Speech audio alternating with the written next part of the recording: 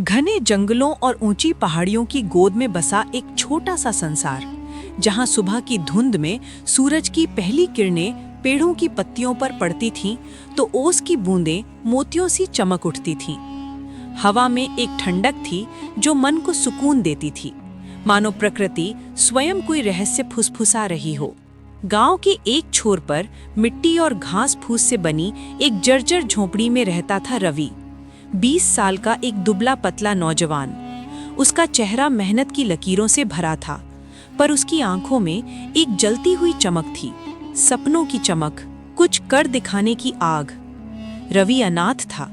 बचपन में माता पिता की छाया सिर से उठ गई थी और अब वह अकेले ही जीवन की कठिन राहों पर चल रहा था।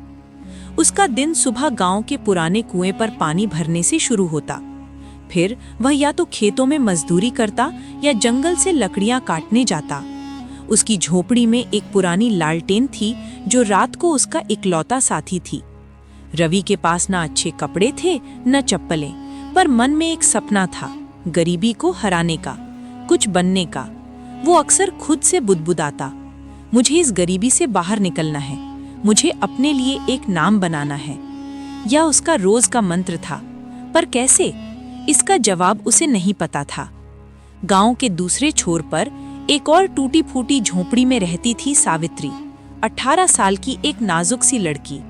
सांवली, पतली, पर उसकी आंखों में एक अजीब सी ताकत थी, जैसे कोई तूफान शांत समंदर की सतह के नीचे छिपा हो। सावित्री के पिता बूढ़े और बीमार थे और माँ सालों पहले दुनिया छोड़ गई थी। वह अपने पिता की देखभाल करती और गांव के कुछ अमीर घरों में बर्तन मांजकर या कपड़े धोकर 2 वक्त की रोटी जुटाती। सावित्री की जिंदगी रवि की तरह ही कठिन थी, पर उसमें हार मानने का नाम नहीं था। उसकी मुस्कान में एक जादू था जो दुखों को पल भर के लिए भुला देता। रवि और सावित्री एक दूसरे को बस देखा देखी जानते थे। कुएं पर, खेतों में या गांव की पतली गलियों में उनकी नजरें कभी कभी टकराती, पर बात कभी न हुई। दोनों अपने अपने दुखों में डूबे थे, फिर भी दोनों की आंखों में एक जैसी चमक थी, सपनों की, हिम्मत की और कुछ कर गुजरने की। गांव में कुछ अमीर लोग भी थे। उनके पक्के मकान थे, छत पर पानी की टंकियां लगी थीं, आंगन में बाइक खड़ी रहती और उनके बच्चे दूर शहर के स्कूलों में पढ़ने जाते। रवि अक्सर ऐसे घरों के सामने रुक जाता, दीवार पर हाथ रखकर सोचता, काश मैं भी एक दिन ऐसा बन पाऊं। सावित्री भी जब उन घरों में काम करने जाती तो वहां के बच्चों को किताबें पढ़ते देखती और मन ही मन सोचती, काश मेरे पास भी इतना समय और साधन हो कि मैं कुछ सीख सकूं। दोनों के सपने अलग थे, पर मंजिल एक, गरीबी की बेड़ियों को तोड़ना। एक सुबह जब सूरज की किरणें अभी धुंध में छिपी थीं, रवि कुएं पर पानी भर रहा था। उसकी बाल्टी रस्सी में उलझ गई थी और वो परेशान होकर उसे खींचने की कोशिश कर रहा था। तभी सावित्री वहां पहुंची, अपने मटके को कंधे पर संभाले। उसने रवि की परेशानी देखी और हल्के से मुस्कुराई। लगता है तुम्हारी बाल्टी ने कुएं से दोस्ती कर ली है, उसने हंसी मजाक में कहा। रवि चौंका। उसने सावित्री की ओर देखा और हल्का सा हंसा। हाँ, शायद ये कुआं मुझसे रूठा है, उसने जवाब दिया। सावित्री ने मटका नीचे रखा और रस्सी सुलझाने में उसकी मदद की। दोनों ने मिलकर बाल्टी निकाली। रवि ने कहा, शुक्रिया सावित्री, मैं तो सोच रहा था कि आज बिना पानी के ही लौटना पड़ेगा। सावित्री ने हल्के से सिर हिलाया और बोली, अकेले सब कुछ नहीं होता रवि, कभी कभी मदद भी लेनी पड़ती है। ये पहली बार था जब सावित्री ने उसका नाम लिया। रवि को अजीब सा लगा, पर मन में एक गर्माहट भी महसूस हुई। उस दिन के बाद कुएं पर उनकी मुलाकातें बढ़ने लगीं। कभी पानी भरते वक्त, कभी रास्ते में, दोनों छोटी मोटी बातें करने लगे। रवि को सावित्री की हिम्मत और उसकी हंसी पसंद थी। सावित्री को रवि की मेहनत और उसकी आंखों की चमक भाती थी। दोनों के बीच एक अनकहा रिश्ता बनने लगा, न दोस्ती न कुछ और, बस एक अनजाना सा बंधन। एक दिन जब रवि जंगल से लकड़ियां लेकर लौट रहा था, उसने सावित्री को गांव के पुराने बरगद के पेड़ के नीचे बैठे देखा। वो अकेली थी और उसका चेहरा उदास था। रवि ने अपनी लकड़ियों का गट्ठर रखा और उसके पास गया। क्या हुआ सावित्री, आज चेहरा क्यों लटका है, उसने पूछा। सावित्री ने गहरी सांस ली और बोली, पिताजी की तबीयत फिर बिगड़ गई। वैद्य ने दवा के लिए पैसे मांगे हैं, पर मेरे पास कुछ नहीं बचा। मैं दिन रात काम करती हूँ, पर कुछ बचता ही नहीं। रवि चुपचाप सुनता रहा। उसने कहा, मैं भी तो यही जंग लड़ रहा हूँ, दिन भर मेहनत करता हूँ पर बस पेट भरता है, सपने नहीं। सावित्री ने उसकी ओर देखा और बोली, तुम्हारे सपने क्या है रवि? उसने पूछा। रवि ने आसमान की ओर देखा और बोला, मैं इस गरीबी को हराना चाहता हूँ, एक पक्का घर बनाना चाहता हूँ, गाँव में अपनी पहचान बनाना चाहता हूँ, पर कैसे ये नहीं पता। सावित्री ने मुस्कुराकर कहा, मेरे पास भी एक सपना है। मैं चाहती हूँ कि पिताजी ठीक हों और मैं इतना कमा सकूं कि कोई मेरी तरह भूखा न सोए। दोनों की बातें एक दूसरे के दिल को छू गईं। उस दिन पहली बार उन्हें लगा कि वो अकेले नहीं हैं। उनके सपने अलग थे पर मंजिल एक, गरीबी से आजादी। एक दिन रवि जंगल में लकड़ियां काट रहा था। सूरज ढल रहा था और जंगल में एक रहस्यमयी सन्नाटा था। पेड़ों की छांव में हवा फुसफुसा रही थी, मानो कोई अनकही कहानी सुना रही हो। तभी उसकी नजर एक साधु पर पड़ी। सफेद जटा, भगवा वस्त्र, आंखें बंद और ध्यान में लीन। रवि ने चुपके से उनके पास जाकर प्रणाम किया। साधु ने आंखें खोली और एक गहरी रहस्यमयी मुस्कान के साथ बोले, बेटा, तुम्हारे चेहरे पर दुख और सपने दोनों नजर आते हैं। क्या चाहता है तू? रवि ने बिना हिचक कहा, बाबा, मैं गरीबी से छुटकारा चाहता हूँ। मैं अमीर बनना चाहता हूँ, बहुत अमीर। साधु ने उसे गौर से देखा और बोले, अमीरी पैसे में नहीं, सोच में छिपी है।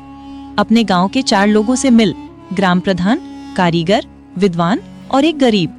उनकी जिंदगी को समझ, उनकी सोच को जान, फिर मेरे पास लौटा। रवि को साधु की बात पूरी समझ नहीं आई, पर उनकी आवाज में एक जादू था जो उसके दिल को छू गया। उसने सिर झुकाया और वादा किया कि वो ऐसा ही करेगा। जंगल से लौटते वक्त रवि ने सावित्री को ये बात बताई। सावित्री की आंखें चमक उठी। मैं भी तुम्हारी साथ चलूंगी रवि, शायद इन मुलाकातों में मेरे लिए भी कोई रास्ता मिले। रवि ने हामी भरी। दोनों ने तय किया कि अगले दिन वे ग्राम प्रधान से मिलेंगे। उस रात रवि अपनी झोपड़ी में लालटेन की मध्यम रोशनी में बैठा सोचता रहा। साधु की बातें उसके मन में गूंज रही थीं। सावित्री भी अपनी झोपड़ी में अपने पिता को दवा देते हुए सोच रही थी कि क्या सचमुच कोई रास्ता मिलेगा। दोनों के मन में एक नई उम्मीद जाग रही थी, जैसे कोई अनदेखा दिया जल उठा हो। अगली सुबह सूरज की सुनहरी किरणें गांव की गलियों में बिखर रही थीं। रवि और सावित्री गांव के चबूतरे पर पहुंचे, जहां ग्राम प्रधान ठाकुर बलदेव सिंह बैठे थे। उनके आसपास कुछ किसान खड़े थे जो अपनी जमीन के झगड़ों की बात कर रहे थे। रवि और सावित्री दूर खड़े इंतजार करते रहे। उनकी सादगी और गरीब हालत देखकर कुछ लोग उन्हें तिरछी नजरों से देख रहे थे, पर दोनों को इसकी परवाह नहीं थी। जब सभा खत्म हुई, रवि ने आगे बढ़कर प्रणाम किया। ग्राम प्रधान जी, हम आपसे कुछ सीखना चाहते हैं, उसने हिम्मत जुटाकर कहा। सावित्री ने भी सिर झुकाया। ठाकुर बलदेव ने दोनों को गौर से देखा और बोले, बोलो बेटा, क्या जानना चाहते हो?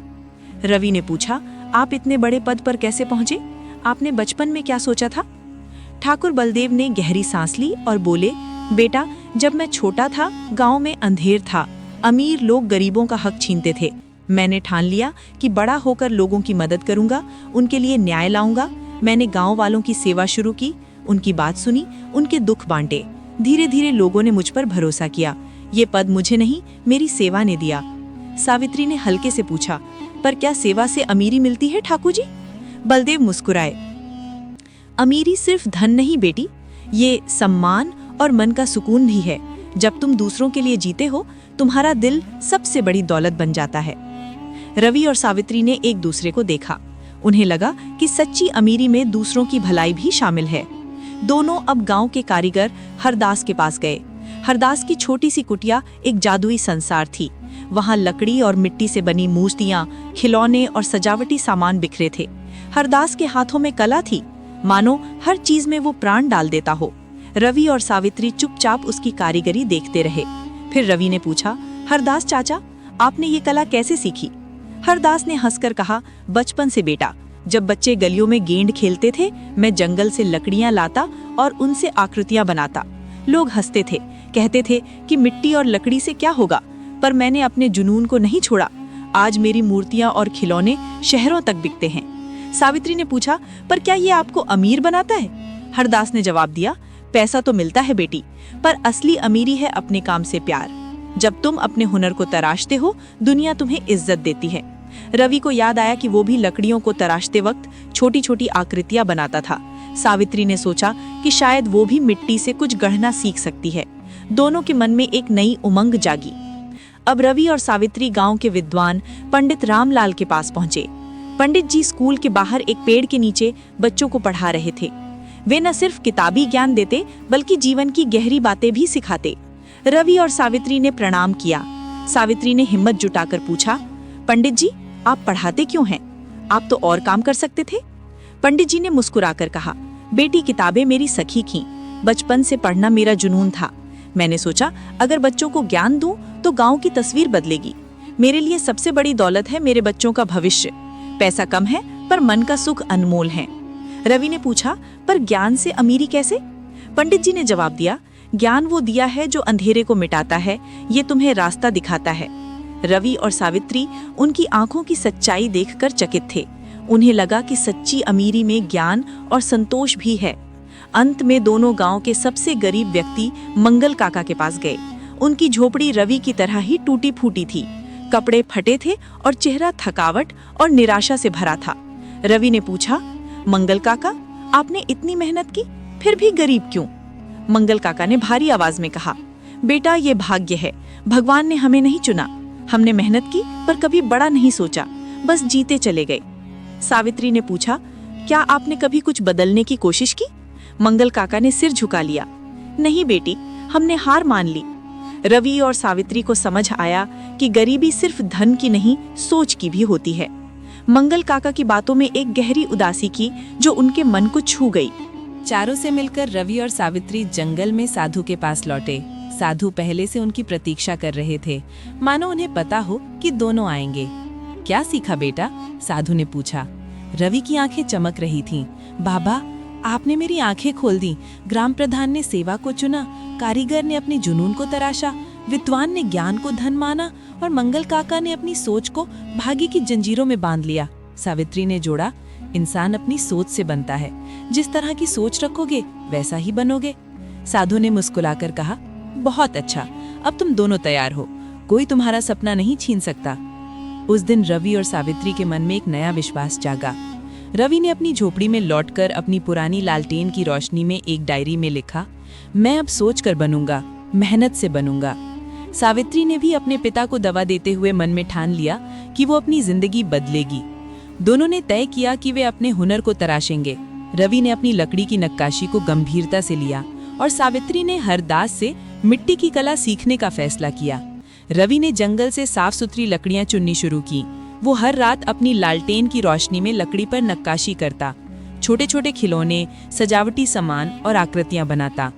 सावित्री ने हरदास की कुटिया में जाकर मिट्टी से मूर्तियां बनाना सीखा। शुरू में उसकी मूर्तियां टेढ़ी मेढ़ी थीं, पर हरदास ने उसकी हिम्मत बढ़ाई। बेटी, कला मेहनत मांगती है, धीरे धीरे सब आ जाएगा। दोनों ने तय किया कि वे हर हफ्ते गांव के हाट में अपनी चीजें बेचेंगे। रवि अपने लकड़ी के खिलौने और सावित्री अपनी मिट्टी की मूर्तियां लेकर हाट पहुंचे। शुरू में ग्राहक कम थे। लोग उनकी चीजों को देखते, तारीफ करते, पर खरीदने में हिचकते। रवि और सावित्री निराश नहीं हुए। वे हर दिन कुछ नया बनाते और हाट में ले जाते। धीरे धीरे उनकी मेहनत रंग लाने लगी। एक बूढ़ी औरत ने सावित्री की बनाई एक छोटी सी गणेश मूर्ति खरीदी और बोली, बेटी इसमें कुछ जादू है। रवि का एक लकड़ी का खिलौना एक बच्चे को इतना पसंद आया कि उसने अपने पिता से जिद करके उसे खरीदवाया। हाट में साथ काम करते वक्त रवि और सावित्री का रिश्ता गहरा होने लगा। एक दिन जब हाट में अचानक बारिश शुरू हो गई, दोनों एक पुराने पेड़ के नीचे छिपे। सावित्री ठिठुर रही थी। रवि ने अपनी पुरानी चादर उतारी और उसे दे दी। तू ठंड में बीमार पड़ जाएगी, उसने कहा। सावित्री ने मुस्कुराकर चादर ले ली और बोली, तुम हमेशा मेरी फिक्र करते हो रवि। रवि ने हल्के से कहा, क्योंकि तुम मेरे लिए खास हो। दोनों की नजरें मिली और उस पल में कुछ अनकहा सा हुआ। बारिश की बूंदों के बीच उनके दिलों में प्यार का पहला अंकुर फूटा। ये प्यार नाटकीय नहीं था, ना कोई बड़ा वादा। ये बस एक शांत सच्चा एहसास था जो उनकी मेहनत और सपनों के साथ पड़ रहा था। एक दिन हाट में एक शहर से आया व्यापारी उनके स्टॉल पर रुका। उसने रवि के लकड़ी के खिलौने और सावित्री की मिट्टी की मूर्तियां देखी। ये काम अनोखा है, उसने कहा। अगर तुम हर हफ्ते 50 खिलौने और 50 मूर्तियां बना सको, मैं खरीदूंगा। रवि और सावित्री को जैसे पंख लग गए। उन्होंने दिन रात मेहनत शुरू कर दी। सावित्री ने अपने पिता की दवाइयां करवाईं और रवि ने अपनी झोपड़ी की मरम्मत शुरू कर दी। दोनों ने गांव के कुछ और युवाओं को अपने साथ जोड़ा। एक छोटी सी कार्यशाला उनकी झोपड़ियों के बीच बन गई। अब वे सिर्फ अपने लिए नहीं, दूसरों के लिए भी रोजगार बना रहे थे। जैसे जैसे उनका काम बढ़ा, रवि और सावित्री का प्यार भी गहरा होता गया। एक शाम जब वे हाट से लौट रहे थे, सावित्री ने रवि का हाथ थामा। रवि, तुमने मुझे हिम्मत दी। अगर तुम ना होते मैं शायद हार मान लेती। रवि ने उसकी आंखों में देखा और बोला, और तुमने मुझे सिखाया कि सपने अकेले नहीं, साथ में पूरे होते हैं। दोनों ने तय किया कि वे एक दूसरे का साथ कभी नहीं छोड़ेंगे, लेकिन जिंदगी ने उनके सामने नई चुनौतियां रखीं। एक बार व्यापारी ने उनकी चीजों की कीमत कम कर दी, जिससे उनकी कमाई प्रभावित हुई। सावित्री के पिता की तबीयत फिर बिगड़ गई। रवि की कार्यशाला में आग लग गई और कुछ सामान जल गया। दोनों निराश हुए पर एक दूसरे का हौसला बनाए रखा। सावित्री ने कहा, हमने गरीबी से जंग शुरू की थी रवि, ये छोटी मोटी मुश्किलें हमें नहीं रोक सकती। रवि ने उसका हाथ थामकर कहा, तू सही कहती है, हम साथ हैं तो कुछ भी असंभव नहीं। कुछ महीनों की और मेहनत के बाद रवि और सावित्री का काम फिर से पटरी पर आया। उनकी कारीगरी का नाम जिले भर में फैल गया। शहर के बड़े व्यापारी उनके पास आने लगे। रवि ने एक छोटा सा पक्का घर बनवाया और सावित्री ने अपने पिता के लिए एक वैद्य बुलवाया, जिसने उनकी सेहत सुधार दी। गांव वाले अब उन्हें इज्जत से देखते। बच्चे उन्हें रवि भैया और सावित्री दीदी कहकर पुकारते। एक दिन रवि और सावित्री मंगल काका के पास गए, उनके लिए नई चप्पलें और एक गर्म कंबल लेकर। मंगल काका की आंखों में आंसू थे। तुम दोनों ने साबित कर दिया कि सोच ही किस्मत है, उन्होंने कहा। 1 साल बाद रवि और सावित्री ने गांव के पुराने मंदिर में सादगी से शादी कर ली। उस दिन गांव में उत्सव सा माहौल था। ग्राम प्रधान हरदास और पंडित रामलाल सब वहां थे। रवि ने सावित्री के मांग में सिंदूर भरा। रवि ने सावित्री से कहा, तुम मेरी ताकत हो, तुम्हारे बिना ये सफर अधूरा होता। सावित्री ने मुस्कुराकर जवाब दिया, और तुम मेरे सपने हो। कुछ साल बाद रवि और सावित्री ने साधु को खोजने का फैसला किया। वे उसी जंगल में गए जहां रवि ने पहली बार साधु से मुलाकात की थी। साधु वहीं थे, शांत, मुस्कुराते हुए, मानो समय उनके लिए रुका हुआ हो। दोनों ने उनके चरण छुए। बाबा, आज जो कुछ भी है आपकी दिशा की वजह से है, रवि ने कहा। सावित्री ने हाथ जोड़ कहा, आपने हमें सिखाया कि सपने सोच और मेहनत से पूरे होते हैं। साधु ने उनके सिर पर हाथ रखा और बोले, दिशा मैंने दी पर रास्ता तुम दोनों ने बनाया। तुम्हारा प्यार और मेहनत तुम्हारी असली अमीरी है। रवि और सावित्री की कहानी दृश्य गांव में एक किंवदंती बन गई। उनकी मेहनत, प्यार और हिम्मत की कहानी बच्चों को सुनाई जाती। ये कहानी सिखाती है कि गरीबी से जंग सोच, मेहनत और प्यार से जीती जा सकती है। सपने तभी सच होते हैं जब हिम्मत और साथ हो। रवि और सावित्री ने दिखाया कि चाहे हालात कितने भी कठिन हो, अगर मन में लगन हो, सही दिशा मिले और एक सच्चा साथी हो तो कोई मंजिल असंभव नहीं। उनकी कहानी हमें याद दिलाती है कि असली अमीरी धन में नहीं, सोच, समर्पण और प्यार में छिपी होती है। तो दोस्तों, उम्मीद है ये कहानी आपको पसंद आई होगी। अगर आपको ये कहानी अच्छी लगी हो तो कृपया वीडियो को लाइक और हमारे चैनल को सब्सक्राइब करना ना भूलें। धन्यवाद।